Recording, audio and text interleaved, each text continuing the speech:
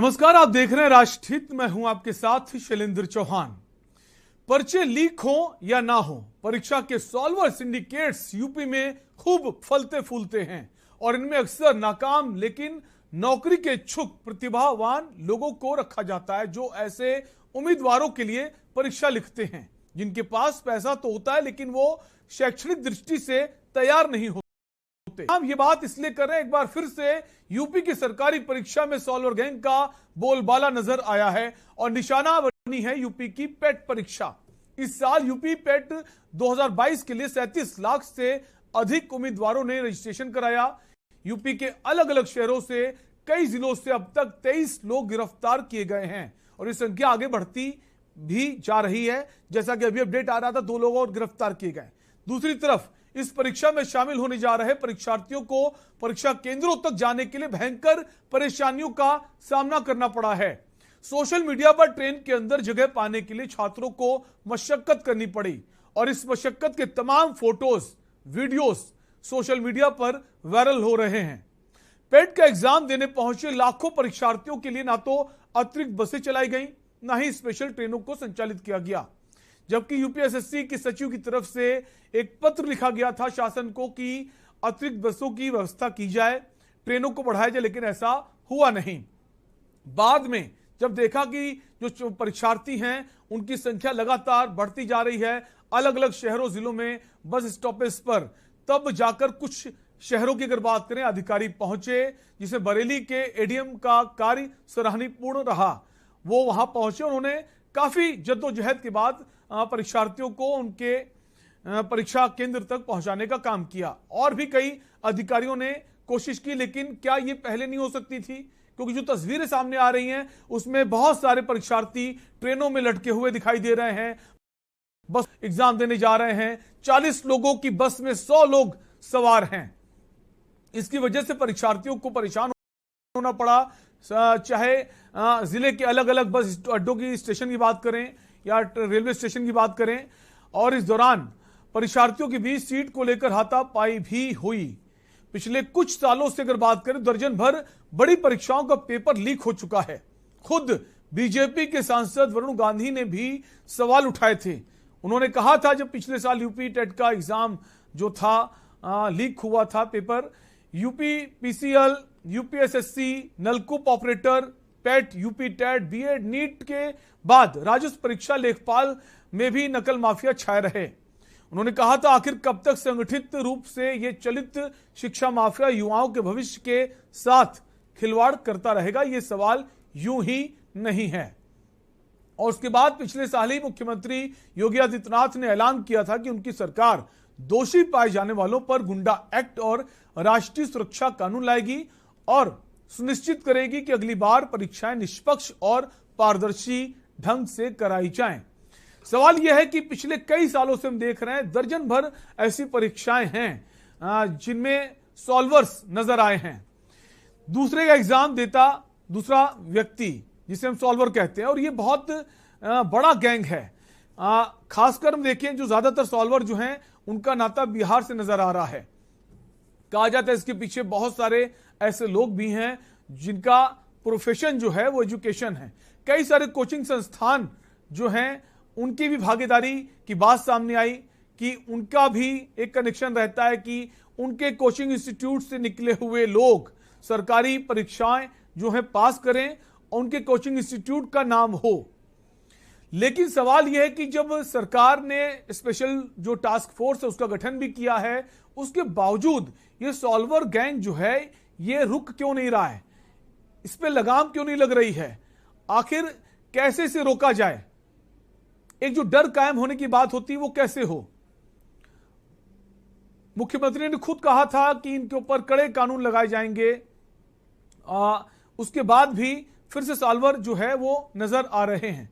दूसरा पहलू यह है कि जब आपको पता था एग्जाम है, लाखों की संख्या में लोग पहुंचेंगे एग्जाम देने, तो क्या उसके लिए पहले से बसों की व्यवस्था नहीं की जा सकती थी? अतिरिक्त बसों की बात करें या ट्रेनों की बात करें, और हम अक्सर देखते हैं जब इलेक्शन होते हैं तो तमाम सारी बसें चलाई जाती है रैली के लिए। अधिकारियों में दबाव बनाया जाता है कि आपकी जिम्मेदारी है इतनी बसेस का इंतजाम करना। तो यहां तो इतनी ज्यादा बसों की जरूरत भी नहीं थी। थोड़ी सी कोशिश अगर सरकार की तरफ से की जाती, प्रशासन से बोला जाता, तो शायद बसों की व्यवस्था होती, तो जो परेशानी हम देख रहे हैं परीक्षार्थियों में वो नजर ना आती। क्योंकि ये भविष्य है हमारे देश का, प्रदेश का, और उसके साथ अगर ऐसा सुलूक होगा तो वो बिल्कुल नागवार है। इसी पर हम बात करेंगे और हमारे साथ कुछ खास मेहमान भी जुड़ेंगे। फिलहाल हमारे साथ विनय कुमार भुर्जी हैं, बीजेपी से हैं। सर स्वागत है आपका। मनोज यादव है समाजवादी पार्टी से, आपका भी स्वागत है। इसके अलावा इलाहाबाद यूनिवर्सिटी से छात्र संघ उपाध्यक्ष अखिलेश यादव जुड़ गए हैं। अखिलेश स्वागत है आपका।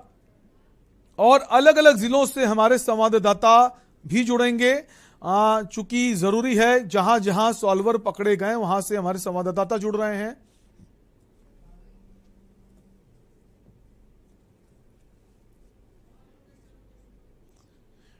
तो सबसे पहले अपने जो गेस्ट हैं उनके पास आएंगे, उससे पहले जो हमारे संवाददाता हैं उनके पास चलते हैं, क्योंकि जहां जहां सॉल्वर पकड़े गए हैं और क्या कुछ कार्रवाई की गई है। हमारे साथ अरुण अवस्थी हैं, विशेष संवाददाता उन्नाव से। जहीर अहमद हैं। सबसे पहले अरुण के पास आएंगे। अरुण, अगर उन्नाव की बात करें तो वहां पर भी सॉल्वर जो है पकड़े गए, क्या कुछ जानकारी? और आज भी चूंकि परीक्षाएं हो रही हैं तो क्या व्यवस्थाएं की गई हैं? जो कल गलतियां हुई, क्या उसे दूर करने का प्रयास किया गया?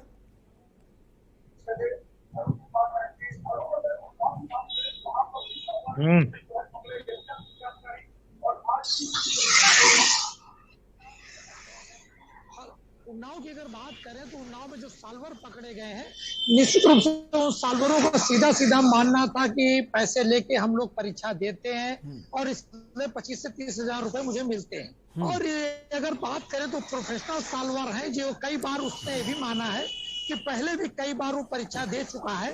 और निश्चित रूप से अगर बात करें तो एसटीएफ के द्वारा ये बड़ी उपलब्धि थी कि लखनऊ से एसटीएफ की टीम उन्नाव पहुंचती है और उन्नाव में सीधे उसी स्कूल में पहुंचती जिस स्कूल में परीक्षा हो रही होती है और मौके पे जाकर उस साल्वर को पकड़ लेती है। साल्वर को पकड़ने के बाद में फिर मूल अभ्यर्थी जिसकी जगह वो परीक्षा दे रहा होता है उसे पकड़ा जाता है और एक वो व्यक्ति जो पूरे मामले का मास्टरमाइंड होता है, जो पूरा प्लान करता है, उसे पकड़ा जाता है।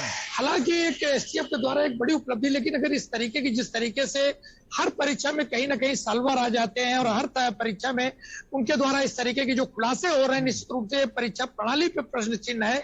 ये इसी तरीके से अगर एक बात और है इस पूरे मामले पर कहने वाली कि जो व्यवस्थाएं की जाती है वो व्यवस्थाएं भी उचित नहीं होती है। तो उन्नाव में 27 केंद्रों पर लगभग परीक्षा हो रही थी, 37,000 के लगभग परीक्षार्थी परीक्षा दे रहे थे। तो अगर लोकल के परीक्षार्थियों को उन्नाव में परीक्षा देने का मौका मिलता तो जो अव्यवस्था देखने को मिली है, जैसे कि एक अव्यवस्था वाहनों की थी, एक अव्यवस्था आने जाने की थी, शहर से दूर के भी परीक्षा केंद्र रखे गए थे, तो बहुत सारी व्यवस्थाएं उसमें देखने को मिली। लेकिन जो दूसरे जिले से अभ्यर्थी आ रहे थे परीक्षा देने के लिए और उनको दूर दराज के जो केंद्र थे वहां पहुंचने में समस्या हो रही थी, प्रशासनिक स्तर से या इस तरीके की व्यवस्था नहीं की गई थी कि उनको स्कूल तक पहुंचाने की व्यवस्था की जाए, जिससे अभ्यर्थियों को बड़ी समस्याएं आई। वहीं दूसरी तरफ अगर बात करें तो जिस तरीके से साल्वर गैंग पकड़े जा रहे हैं, लगभग हर परीक्षा में पकड़े जा रहे हैं, उन्नाव में भी 3 साल्वर पकड़े गए हैं, तो एक प्रश्न चिन्ह है। जी बिल्कुल, बहुत सारे सवाल हैं, प्रश्न चिन्ह है कि आखिर ये सॉल्वर जो गैंग है इसको रोक पाने में क्यों विफल हो रहा है प्रशासन। और जो पकड़े गए इसके अलावा बहुत से ऐसे लोग भी हैं जो ना पकड़े गए हों, तो क्या जो मेहनत कर पढ़ाई कर रहे हैं, परीक्षाएं दे रहे हैं, उनको, और जो बिना मेहनत किए ही पास हो जा रहे हैं और बड़े बड़े पदों पर आसीन होंगे, बहुत चिंता की बात है। आपके पास वापस आएंगे। हमारे साथ जहीर अहमद हैं बिजनौर से, चूंकि बिजनौर में भी साल्वर पकड़े गए। जहीर, बिजनौर की अगर बात करें तो वहां पर क्या कुछ घटनाक्रम हुआ, क्या कुछ कार्रवाई की गई जो साल्वर पकड़े गए?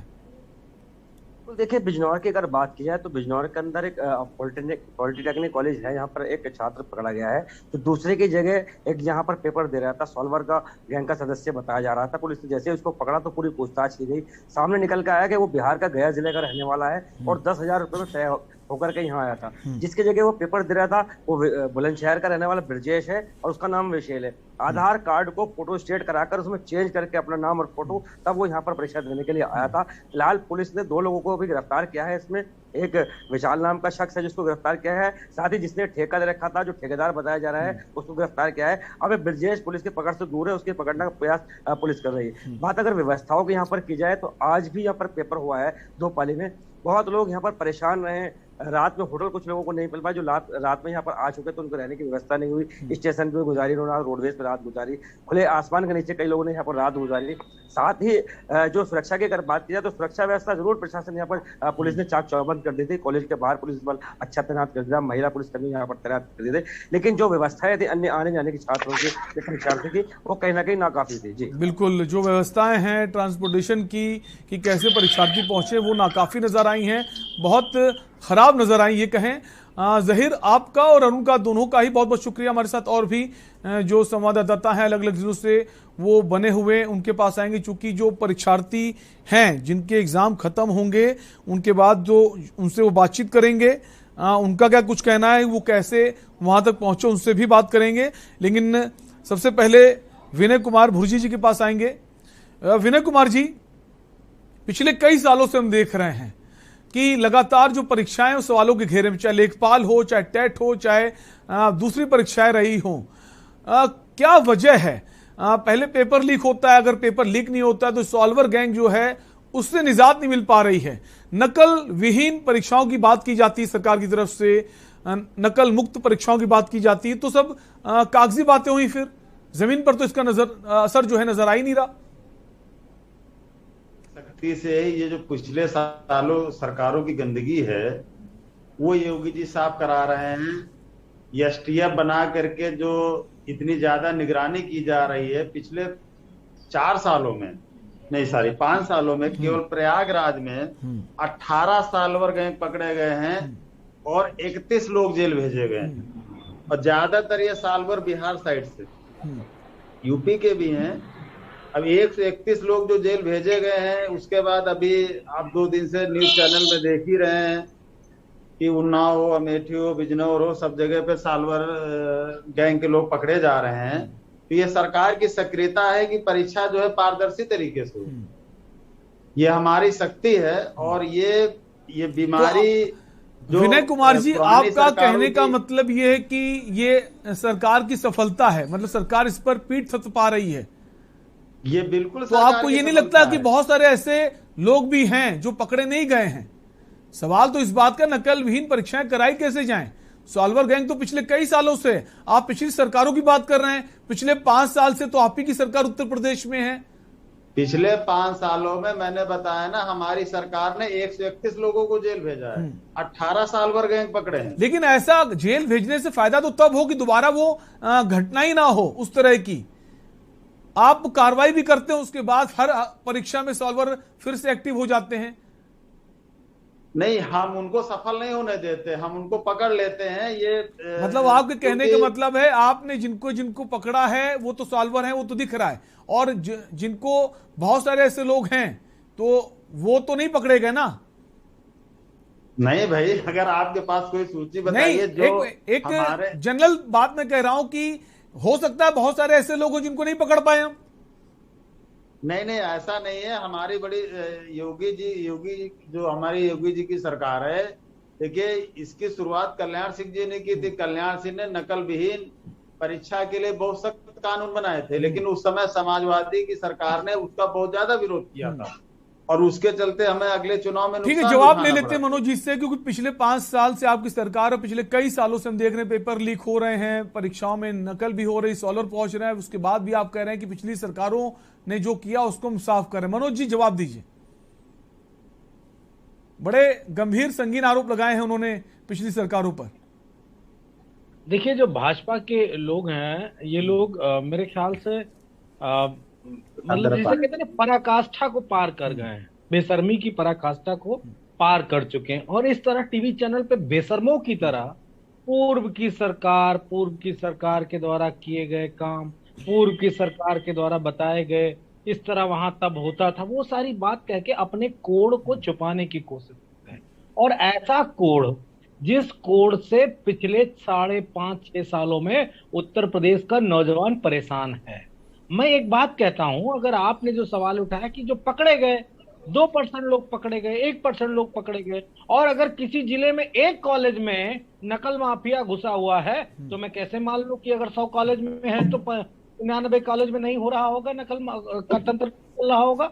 ये बातें इसलिए कही जा रही हैं क्योंकि ये असक्षम, आप पढ़ी लिखी हुई और पूरी तरीके से जो हमारे नौजवान साथी हैं, जो नौकरी के लिए, रोजगार के लिए दिन रात मेहनत कर रहे हैं, उनको नगण्य बनाने के लिए, उनकी क्षमता को खत्म करने के लिए ये सरकार ये सब प्रयोजित स्वयं करा रही है। क्योंकि जैसे ही कोई पेपर लीक आता है, परीक्षा रद्द, करोड़ों रुपए, अरबों रुपए सरकार ने जेब में रख लिए, लोगों को परेशान किया, खामखा दिखाने के लिए बता दिया देखिए सरकार आपको रोजगार देने का प्रयास कर रही है, और इसके बाद रोजगार भी ना नौकरी पूरी होती ना सिस्टम पूरा होता। मैं एक बात पूछना चाहता हूं, पूर्व की सरकार में 86 में 56 एसडीएम की भर्ती की बात कही गई थी कि सारे यादव हो गए थे। मैं उसको पूरी तरीके से मानता हूं कि वो भ्रष्टाचार में लिप्त हुई भर्तियां हुई होंगी। मेरे बीजेपी के काबिल साथी बताएं, 86 में 56 वाली लिस्ट आज तक मिल पाई कि टार्च वार्च भेजू, दिया सलाई ठीक है मनोज जी, भेजू। ठीक है मनोज जी, आएंगे आपके पास। एक कॉलर जुड़ गए हमारे साथ, अवधेश हैं। अवधेश, आप अपनी बात कह सकते हैं। शायद अवधेश से संपर्क टूट गया। एक और कॉलर जुड़ गए हैं, प्रेम है चेन्नई से। प्रेम, अगर आपको हमारी आवाज सुनाई दे रही है, अपनी बात कह सकते हैं। जी सर, नमस्कार। नमस्कार जी। सर, मैं एक बात बोल रहा हूँ सर, आज हमारे देश में जो भत्ता बैठ रहा है, जो जिसकी पार्टी जो भी सरकार हो, अपनी कहीं भी गलती मानने को तैयार नहीं है। इसका क्या मतलब होता है? आप सोचिए, आज जो बच्चे पढ़ने को जा रहे थे या परीक्षा देने को जा रहे थे, सॉरी, वो ट्रेनों में खिड़कियों से घुस रहे थे। मैंने टीवी पर देखा था। आप देखिए, हर मीडिया वाला यूपी में योगी मोदी की सरकार, हर चीज में उनको बड़प्पन बता रहे हैं। आज हमारे पीएम साहब अगर भाषण देते हैं कि यूपी बहुत बढ़िया उन्नति कर रहा है, तो सर ये तस्वीरें तो उनको दिखाई जाए। आज आप क्वेश्चन करते हैं, मान लीजिए साल भर पकड़े गए हैं, वो कहते हैं पकड़ लिए हमने, पीछे की सरकार ने ये नहीं किया। सर, हमें पीछे की सरकार से क्या लेना? दिन भर आप मीडिया पर एक एडवर्टाइजमेंट देते रहते हैं कि यूपी में ये हो गया, यूपी में ये हो गया। ये तो अवस्था है। इलाहाबाद में अभी देखिए 30,000 बच्चे बैठे हैं, यूनिवर्सिटी की फीस नहीं है उनके पास में, वो पढ़ा नहीं सकते हैं। और योगी जी बोलते हैं हम शिक्षा में आगे बढ़ गए, हम व्यापार में आगे बढ़ गए, हम बेटी पढ़ाने में आगे बढ़ गए, बेटी बचाने में आगे बढ़ गए। स्कूलों की अवस्था देखिए, हॉस्पिटलों की अवस्था देखिए। सर, ये क्यों झूठे खाली मीडिया पर चलाते हैं? सर, कितनी गंदी चीज है सर। शुक्रिया आपकी राय के लिए। और प्रिंस हमारे साथ इलाहाबाद यूनिवर्सिटी का जो मामला आपने कहा, उसकी लंबी लड़ाई लड़ रहे हैं अखिलेश यादव हैं, छात्र संघ के उपाध्यक्ष, उनके पास भी हम आएंगे। उससे पहले एक कॉलर जुड़ गए हमारे साथ, मनोज है गोरखपुर से। मनोज, अपनी बात आप रख सकते हैं। चौहान साहब नमस्कार। नमस्कार जी। अरे ये मनोज यादव जी से पूछिए, पहले सैफई की लिस्ट तो नहीं बन रही ना, जिसमें सैफई के लोगों की लिस्ट आती थी, जिसमें नाम क्या लग रहा था, यादव। जरा पूछिए मनोज जी। हमारे कॉलर का कोई सवाल है, मुझे तो समझ नहीं आया, अगर आप जवाब दे सकते हैं। मैं बिल्कुल चौहान साहब, मैं जवाब दे रहा हूं। मैंने कहा 86 में 56 एसडीएम यादव हो गए, बदनाम किया गया। तो ये बीजेपी, चाहे ये मनोज हो, चाहे ये भुर्जी जी हो, वो लिस्ट लेके क्यों नहीं बैठते? उन 56 एसडीएम को क्यों नहीं अब तक निकाला गया? मेरा सीधा सवाल है, क्यों नहीं अब तक निकाला गया? सिपाही भर्ती घोटाला भूल गए, हाईकोर्ट 56 एसडीएम की बात पे नहीं आओगे और अब सिपाही भर्ती पे चले गए। सबसे बड़ा, अगर आपने हमारी सरकार को बदनाम किया कि 56 एसडीएम यादव हो गए, मैं उसको मानता हूं गैर संवैधानिक रहा होगा, भ्रष्टाचार से लिप्त रहा होगा। क्यों नहीं अब तक एक एसडीएम हटा पाए आप? ठीक है मनोज जी, वो अलग मुद्दा है, लेकिन इस वक्त जो हम बात कर रहे हैं, हमारा फोकस है जो परीक्षाओं में लगातार सॉल्वर गैंग का बोलबाला है और अव्यवस्थाएं देखने को मिली है, उस पर हम बात कर रहे हैं। आप दोनों को फिलहाल रोकेंगे। हमारे साथ अखिलेश यादव बने हुए हैं, छात्र संघ के उपाध्यक्ष हैं। आज काफी जोर शोर से आंदोलन भी किया है अखिलेश ने, हमने सोशल मीडिया में देखा। अखिलेश, आप ही के पास आएंगे। और ये जो सॉल्वर लगातार पकड़े जा रहे हैं, उसके बाद जो अव्यवस्थाएं देखने को मिली हैं, परीक्षार्थी जो हैं उनको बसों में बैठने की जगह नहीं मिली, ट्रेनों में लटक लटक कर पहुंच रहे हैं, क्या कहना चाहेंगे? अखिलेश, हम चाहेंगे आप अपने फोन को अनम्यूट कर लें।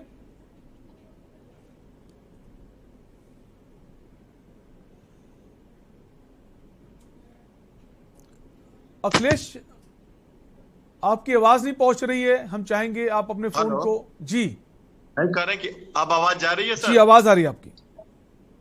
देखिए सर, आज हम लोगों ने पूरी जिम्मेदारी से इनकी जो अव्यवस्था फैलाई गई योगी की सरकार द्वारा, उसको लेकर के हम लोगों ने मुख्यमंत्री जी का पुतला दहन किया और काफी संख्या में छात्रों ने इसका विरोध दर्ज कराया। सर, महत्वपूर्ण सवाल यह है कि यूपी पेट की परीक्षा में लगभग 40 लाख परीक्षार्थियों ने फॉर्म भरा।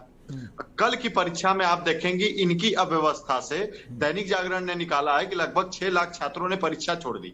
आज वाली कितनी संख्या छोड़ी अभी नहीं पता चल पाया है। इस तरीके की अव्यवस्था कि लग रहा था कि भारत देश आजादी के बाद वाला जो पार्टीशन है, जहां से तमाम लोग ट्रेनों के ऊपर बैठ करके या बसों के ऊपर बैठ करके यात्राएं कर करके परीक्षा देने जा रहे थे। सर, सवाल इनसे है कि इससे पहले भी यूपी पेट की परीक्षा हुई और उस समय भी यही झांसा दिया गया कि इस यूपी पेट के बाद यूपी SSS की जितनी भी भर्तियां होंगी इसी के माध्यम से होंगी। लेकिन यूपी पेट का एग्जाम करा दिया गया, लेकिन उसके बाद एक भी सफलतापूर्वक भर्ती नहीं कराई गई। एक लेखपाल की भर्ती हुई, वह भी नकलचियों के भेंट चढ़ी और उसे भी इन्होंने रद्द कर दिया और पुनः यह यूपी पेट का एग्जाम कराया जा रहा है, जिसमें कि एक फीस ली गई। मैं अंदाजन बता रहा हूं सर कि जो या 300 से 400 किलोमीटर दूर तक इन्होंने केंद्रों को रखा है, उसमें आप देखेंगे सिर्फ छात्र ही नहीं बल्कि छात्राएं भी। बिल्कुल बिल्कुल। और हमने देखा भी कि बहुत सारी छात्राएं जो लड़की हैं, एक तरफ बेटी बचाओ बेटी पढ़ाओ की बात की जाती, तो क्या उनके लिए ऐसा नहीं हो सकता था उनके ही शहर में जो परीक्षा केंद्र हो जाता या थोड़ी सी दूरी पे हो जाता? लंबी दूरी की यात्रा बेटियां जो है छात्राएं तय कर रही हैं और जब बस नहीं मिल रही है, एक बस में 100 लोग पहुंच रहे हैं, तो यह भी एक बहुत बड़ी चिंता की बात है। आगे ऐसा ना हो, सरकार को इस पर ध्यान देना होगा। फिलहाल एक ब्रेक का वक्त है। आप दोनों मेहमान, सभी मेहमान हमारे साथ बने रहिए। हमारे साथ एक परीक्षार्थी भी जुड़ गए, इसके अलावा अलग अलग जिलों से कुछ संवाददाता भी जुड़ेंगे जो परीक्षार्थी वहां से एग्जाम देकर निकल रहे हैं, उनसे भी जानेंगे आखिर वो उनका क्या कहना है जो ये अव्यवस्थाएं उनको देखने को मिली है।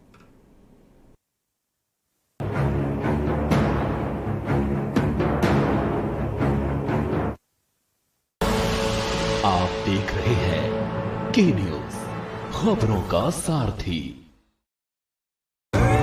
देखें कौन नया खिलाड़ी आया है, समझा देते हैं, प्यार से समझाएंगे। ये तो अपनी जुबान है। जुबान एक हो तो दिल भी एक होने चाहिए। विमल, बोलो जुबान केसरी। फिट रहना है तो फिटनेस हेल्थ ऑयल ले आओ। You are correct. करेक्ट होता है बाबूजी। सही बोले हैं, तो ले आइए फिटनेस हेल्थ ऑयल। आप देख रहे हैं के न्यूज, खबरों का सारथी।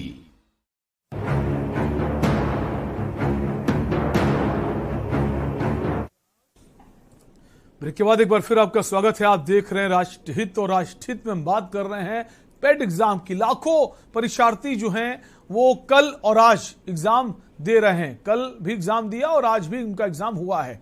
2 दिन का एग्जाम था, लेकिन सबसे बड़ी अव्यवस्थाएं देखने को मिली उनके आने जाने को लेकर। जो परीक्षा केंद्र थे काफी दूर पे बनाए गए और उसके लिए कोई ऐसे इंतजाम नहीं किए गए, ऐसी व्यवस्था नहीं की गई ताकि वो आसानी से वहां तक पहुंच सकें। बसों को, अतिरिक्त बसों की बात की गई थी, वो नहीं किया गया। स्पेशल ट्रेन चलाने की बात की गई थी, वो भी नहीं किया गया। यूपीएसएससी के जो सचिव हैं उन्होंने पत्र भी लिखा था कि बसों की संख्या बढ़ाई जाए, लेकिन ऐसा नहीं हुआ।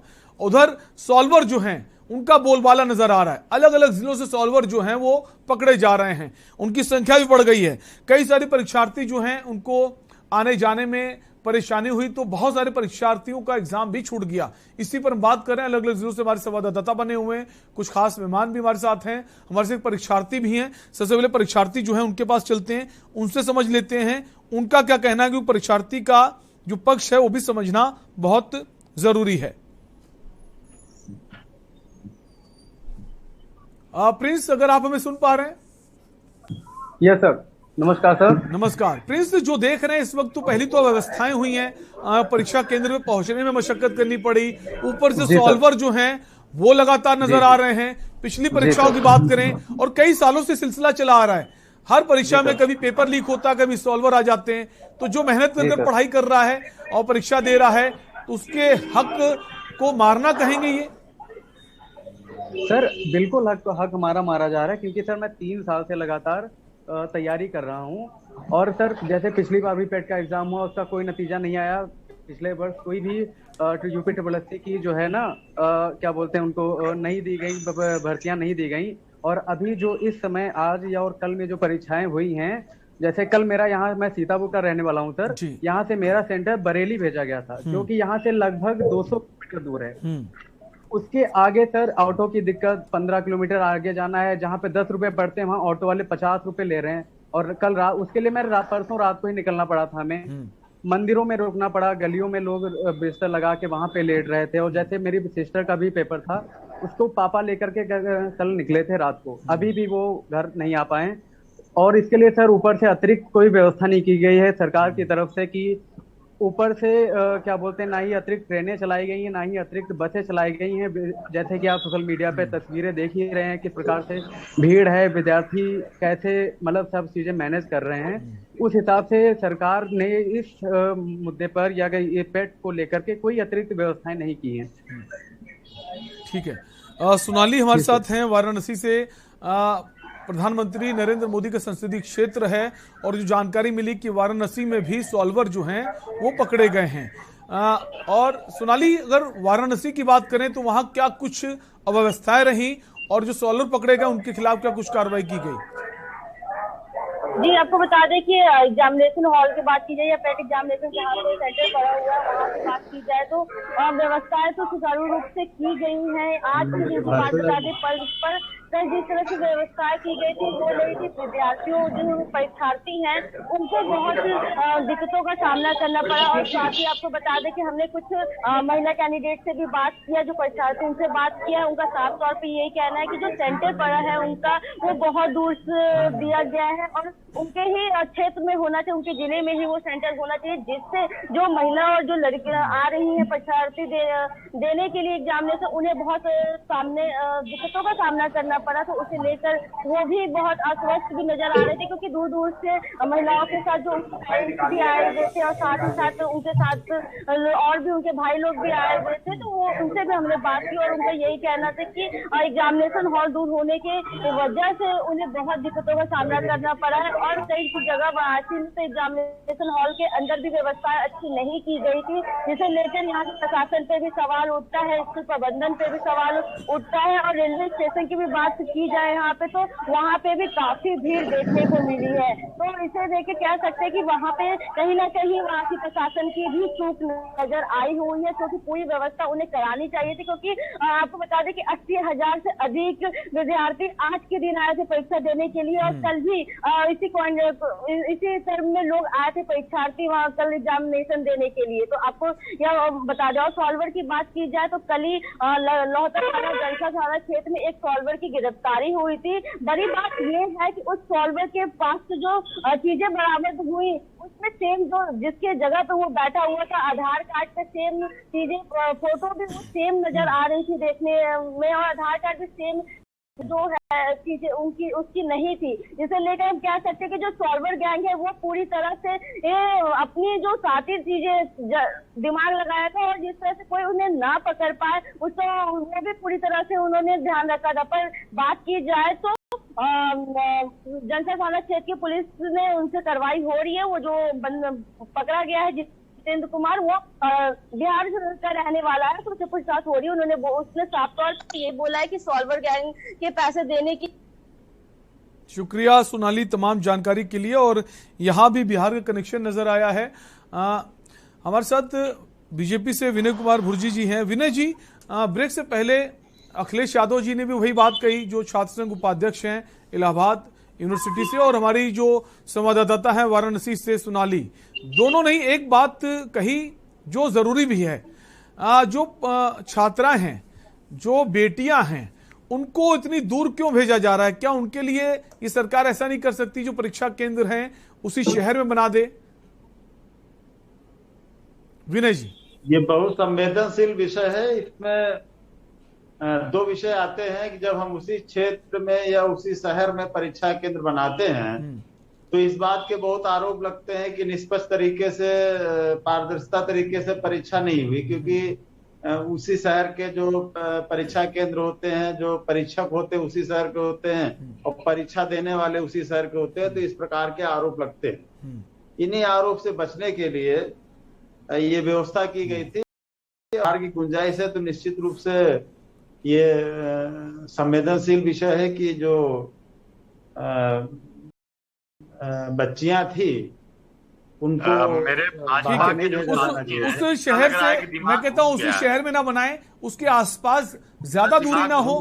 खैर कम से कम जो छात्राएं हैं, ठीक है, आप दूसरे शहर में बना दीजिए। जो बसेस हैं कम से कम बेटियों के लिए तो बसेस का इंतजाम कर सकते हैं। इस तरीके की बात कर रहे हैं विनय जी, कम से कम बेटियों के लिए तो बसेस का इंतजाम कर सकती है सरकार। जो सरकार कहती है बेटी बचाओ, बेटी पढ़ाओ, बेटी को आगे बढ़ाओ, तो क्या बेटियों के लिए भी बसेस का इंतजाम नहीं कर सकते हैं? उनको भी 100 लोगों में भर के भेजेंगे बसों में। इसमें से 22 लाख लोगों को नौकरियां नहीं मिली हुई हैं। तो ये इस तरीके की बात करेंगे जिस शहर हम इलाहाबाद में बैठ करके हम अब एक बस में जहां 40 लोगों को बैठने की जगह उसमें 100 लोग बैठ कर जा रहे हैं, उसमें जो छात्राएं हैं बेचारी वो भी उसमें उसी बस में हैं। तो कम से कम एक तरफ बेटी की सुरक्षा की बात करते हैं, उसको आगे बढ़ाने की बात करते हैं। इस तरह से आप लोग बेटी को आगे बढ़ाएंगे। आपके पास आएंगे अखिलेश, आपके पास आएंगे, मनोज जी के पास भी आएंगे, उनका रिएक्शन भी लेंगे। उससे पहले कॉलर जुड़ गए हमारे साथ, गोरखपुर से मनोज हैं। मनोज जी अपनी बात आप कह सकते हैं। नमस्कार नमस्कार सर, कैसे हैं? मैं अच्छा हूं सर। आप अपने सवाल कर अगर आपको कोई सवाल है, कोई पक्ष रख सकते हैं आप। मैं ये कह रहा हूँ कि इसमें एक मनोज यादव जी बैठे हैं जी, उनसे मेरा प्रश्न ये है कि 2012 से 2017 तक केवल इस्लाम के आगे यादव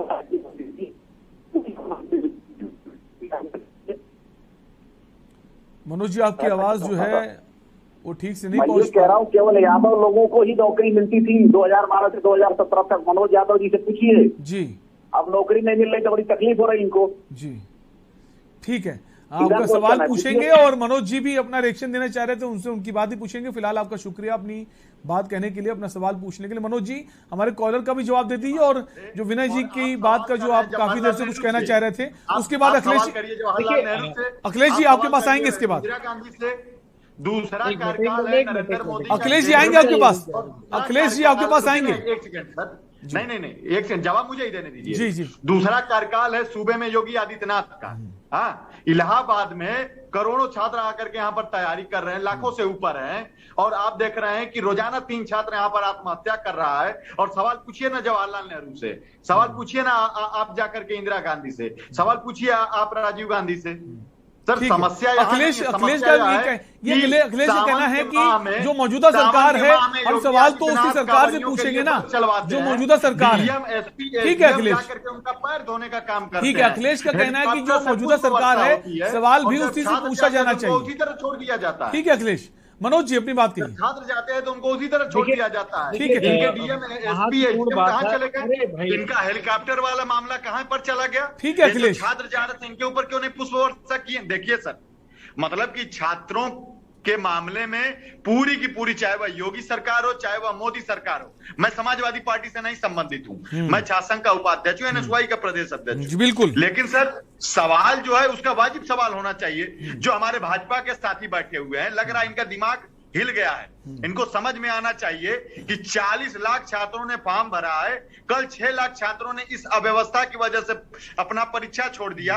आज भी तकरीबन 6 लाख छात्र दुखद है और सरकार को इसमें सोचना होगा कि दोबारा ऐसा ना हो, क्योंकि अगर सालों से परीक्षा के लिए परीक्षार्थी तैयारी करते, पढ़ाई करते, मेहनत करते हैं, उसके बाद परीक्षा का छूट जाना और सिर्फ इस वजह से कि उनको जाने के लिए बसेस नहीं मिली, ट्रेन नहीं मिली, तो बहुत बड़ा प्रश्न चिन्ह है। एक कॉलर जुड़ गए प्रदीप, उसके बाद मनोज जी के पास आएंगे।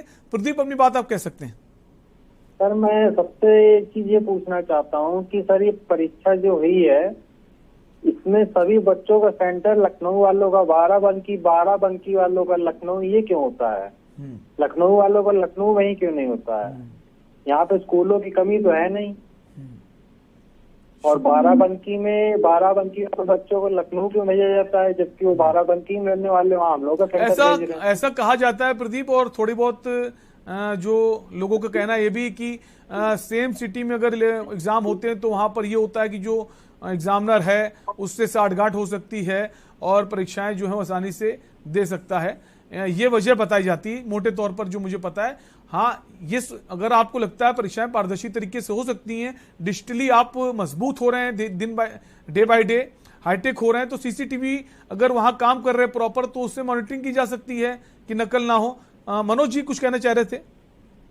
देखिए ये चौहान जी, यही बात जो आप अब कह रहे हैं यही मैं जवाब देना चाहता हूँ कि अगर आप गृह जनपद में हमारी छात्राओं का सेंटर रखते हैं तो 2017 से मैं ये ढोल सुनता आ रहा हूँ कि सारे स्कूलों में सीसीटीवी लग गया है, हाई स्कूल इंटर की परीक्षाएं सब सीसीटीवी की निगरानी में होती हैं, तो ये परीक्षा क्यों नहीं हो सकती भाई? कितना आसान है। और इसमें ये शब्द क्यों कहना कि उसमें इसका मतलब सीसीटीवी वाला मामला फेल है? अगर वो फेल है तो हाई स्कूल इंटर का रिजल्ट भी बिल्कुल फेल है।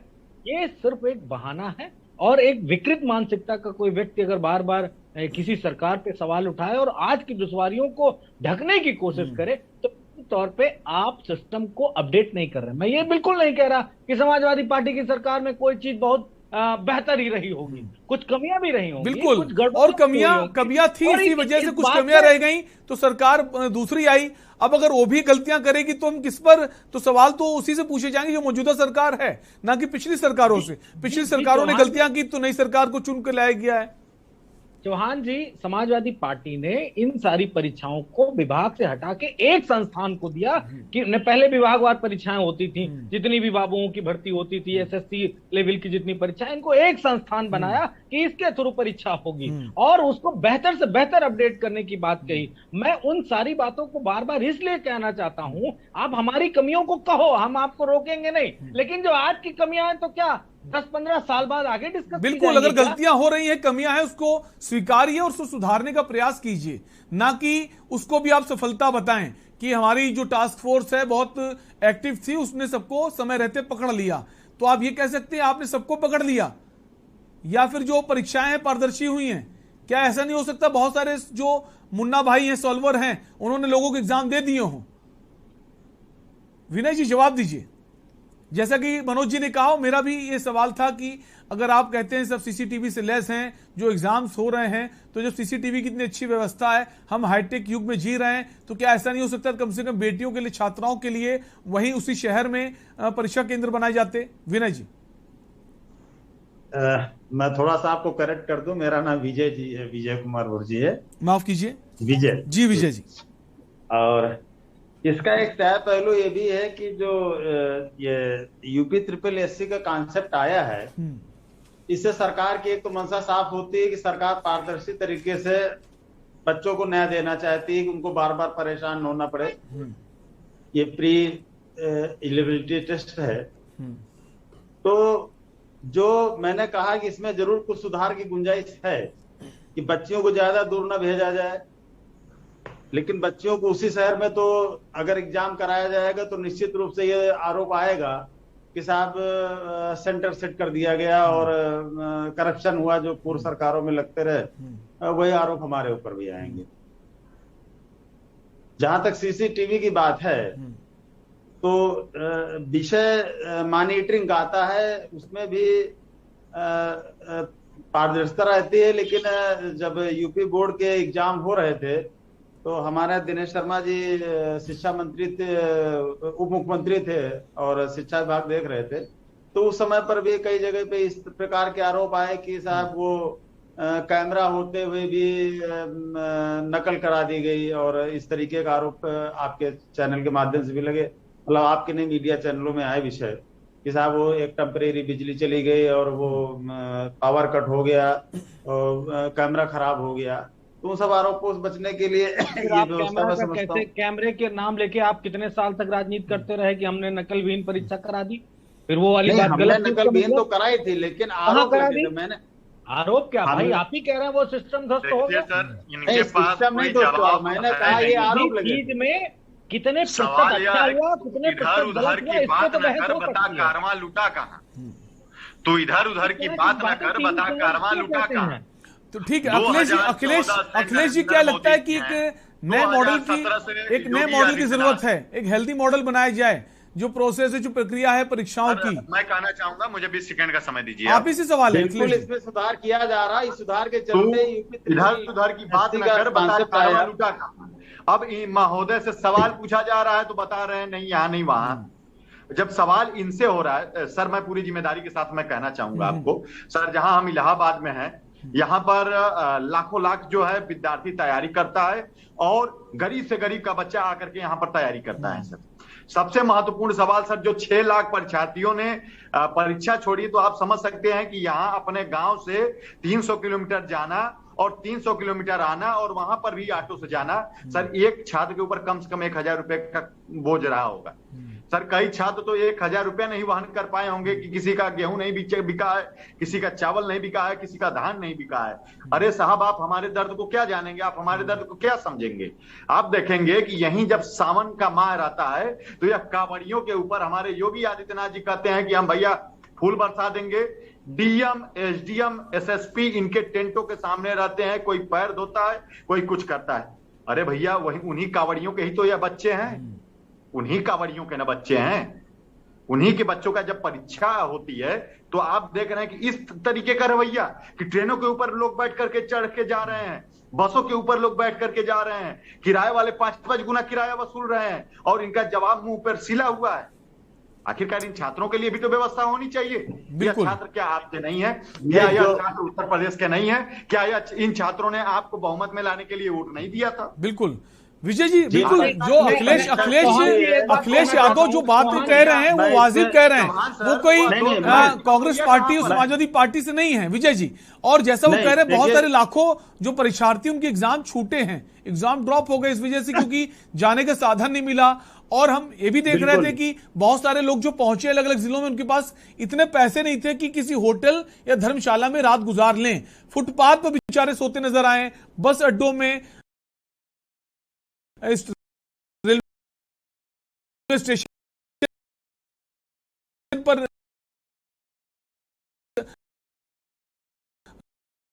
रात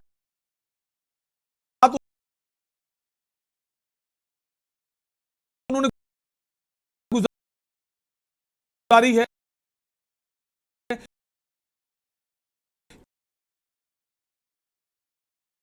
क्या सरकार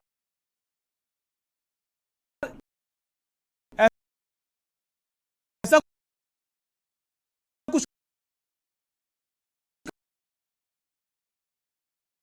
कर सकती थी प्रशासन से बोलकर जो होंगे, क्या देश और धन के लिए धर्मशालाएं जो हैं वो नहीं खुलवाई जा सकती थी विजय जी? देखिए जो अवस्था जोड़ लीजिए, जो क्षमा ये रहे हैं और खुद है कि उससे दरीक हुई ना गई लोग गिरफ्त, उसके बाद में होता है ऐसे की होगी भी नहीं होता। अखिलेश भाई, मनोज जी कुछ कहना चाहते हैं, मनोज जी का सवाल भी ले लेंगे। ठीक है अखिलेश जी। 2019 के बाद से 23 करोड़ छात्रों ने आवेदन नौकरियों के लिए किए, मात्र 7 लाख लोगों को नौकरियां मिली, 22 करोड़ 93 लाख लोग बेरोजगार। एक बड़ा आंकड़ा है, बिल्कुल एक बड़ा आंकड़ा है, जिन्होंने प्रयास भी किए और भर्तियां निरस्त होने के चलते नौकरियां नहीं मिल पाई। ठीक है अखिलेश बाकी लोग भी हैं। और पूरे देश का दे रहे हैं, प्रदेश का दे रहे हैं। आदित्यनाथ की सरकार जो 10-10 फर्जी मुकदमे हम लोगों को एक आंदोलन के लिए करती है, सर इनकी तो कलाई खुलती है सर। ठीक है अखिलेश, मनोज जी कुछ कहना चाहते हैं, मनोज जी का सवाल भी लेंगे। उससे पहले हमारे साथ कुछ संवाददाता हैं अलग अलग जिलों से जहां पर सॉल्वर पकड़े गए, उनसे भी जान लेते हैं वहां क्या कुछ अपडेट रहा अब तक, क्योंकि आज भी दूसरा दिन था परीक्षा का। दीपक हमारे साथ हैं शामली से। दीपक अगर शामली की बात करें तो शामली में भी सॉल्वर गैंग एक्टिव रहा है, क्या कुछ अपडेट दीपक?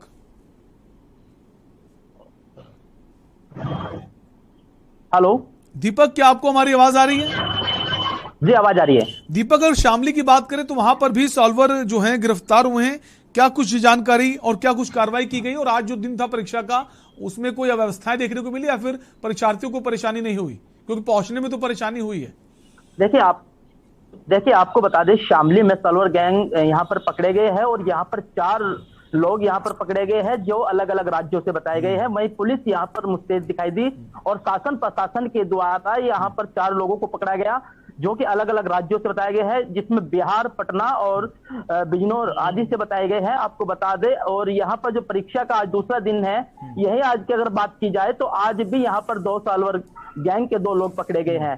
दोनों को पुलिस जो है वैधानिक कानूनी कार्रवाई की जा रही है। वहीं अगर छात्र छात्राओं की बात की जाए तो छात्र छात्रा यहाँ पर जो है सरकार के प्रति नाराजगी जो है जाहिर करते दिखाई दे रहे हैं, जिसको लेकर उनका कहना है कि उनको परीक्षा देने में जो आए हैं शामली में, उनको काफी समस्याओं का सामना करना पड़ा है, जिस कारण यहाँ पर छात्र छात्रा भी बिल्कुल जो है नाराज दिखाई दिए। और यहाँ की अगर बात पुलिस प्रशासन और शासन प्रशासन की जाए तो यहाँ पर सॉल्वर को लेकर शासन प्रशासन अलर्ट है। जी दीपक, जैसे हमने देखा कई सारे जिलों में जो परीक्षार्थी पहुंचे उनसे बहुत ज्यादा किराया लिया गया, उनके पास पैसे नहीं बचे तो उन्होंने जो अपनी रात गुजारी फुटपाथ पर गुजारी है, रेलवे स्टेशन पर, ऐसा हमने देखा कई जिलों में। क्या शामली में भी ऐसा कुछ रहा या फिर परीक्षार्थी? देखिए शामली की अगर बात की जाए तो शामली में ऐसा कुछ देखने को नहीं मिला, परंतु अगर छात्र छात्राओं से बात की गई तो छात्रों ने बताया वहां पर कि उनको आने में काफी समस्याओं का सामना करना पड़ा, उनको काफी दिक्कत जो है झेलनी पड़ी परीक्षा के लिए।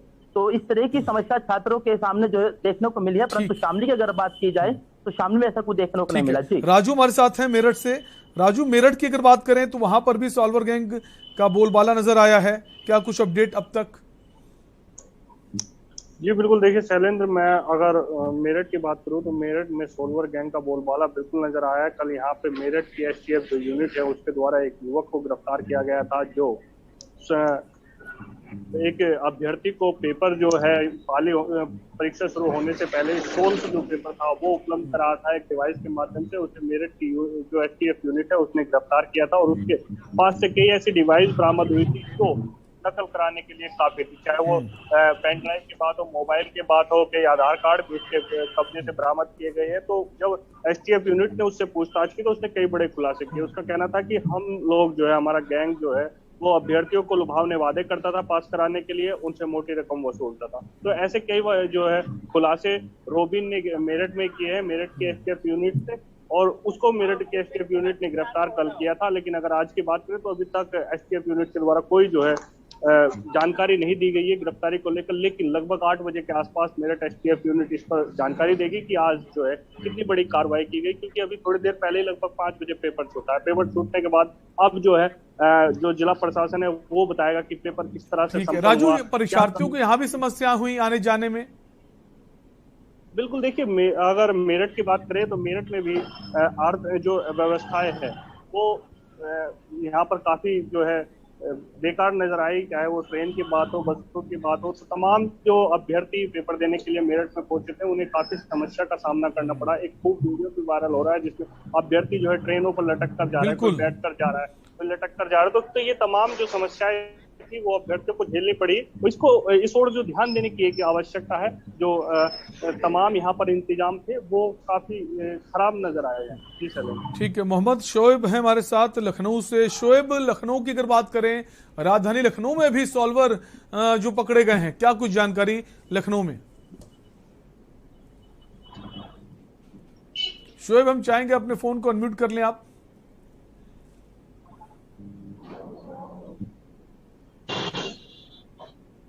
जी बिल्कुल, आपको बताना चाहेंगे कि लखनऊ में भी एक सॉल्वर पकड़ा गया है जो कि थाना चिन्हट क्षेत्र में पकड़ा गया है। बताया जा रहा है कि बिहार का रहने वाला मदन मोहन जिसका नाम है, वो बिहार का रहने वाला है। वो बड़ी शातिराना अंदाज में मास्क लगाकर कॉलेज के अंदर एंट्री प्रवेश कर लिया था, लेकिन संदिग्ध दिखने पर उसको कॉलेज के प्रशासन ने वो पुलिस द्वारा जो है पूछताछ पे बताया गया कि बिहार का रहने वाला, जो कि मोटी रकम के चलते वो पकड़ा गया था, जिसे स्थानीय पुलिस ने थाने पर भेज दिया। पूछताछ लगातार जारी है। काफी छात्राओं को जो है समस्या होती है। बिल्कुल, तो राजधानी लखनऊ में भी मतलब जो प्रदेश की राजधानी लखनऊ वो भी सुरक्षित नहीं है, सॉल्वर वहां पर भी पहुंच गए।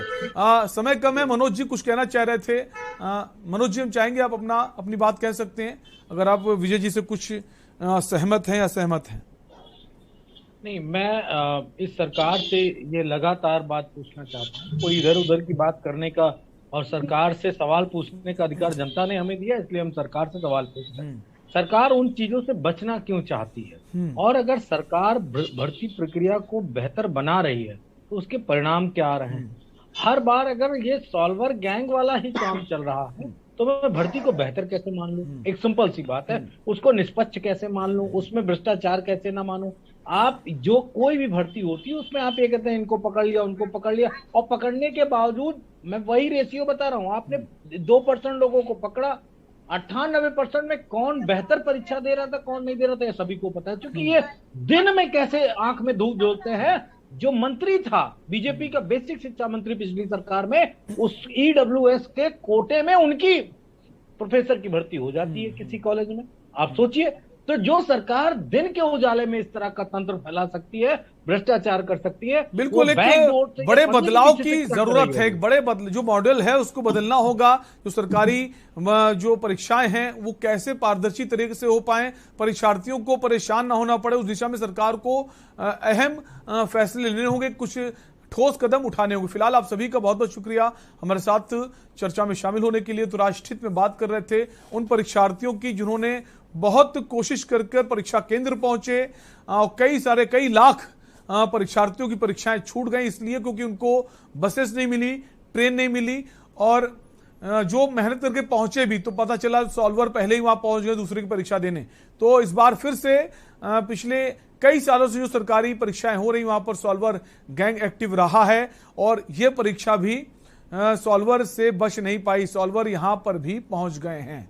तो लगातार परीक्षाएं तार-तार हो रही हैं, परीक्षाओं में सेंध मारी कर रहे हैं सॉल्वर।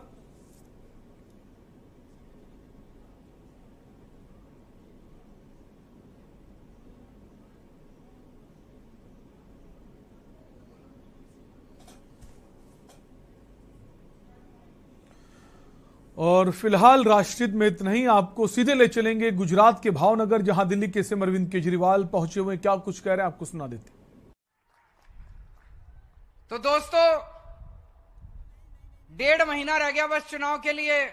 इस 1.5 महीने में आप लोगों से विनती है, जितना हम सारे मिलकर दम लगा सकते हैं दम लगाते हैं, और एक नए गुजरात बनाएंगे, मिलकर नया गुजरात बनाएंगे जब नई सरकार बनेगी।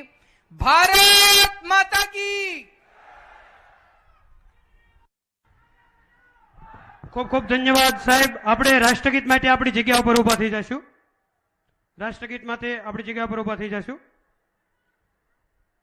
जनगण मन अधिनायक जय हे भारत भाग्य विधाता।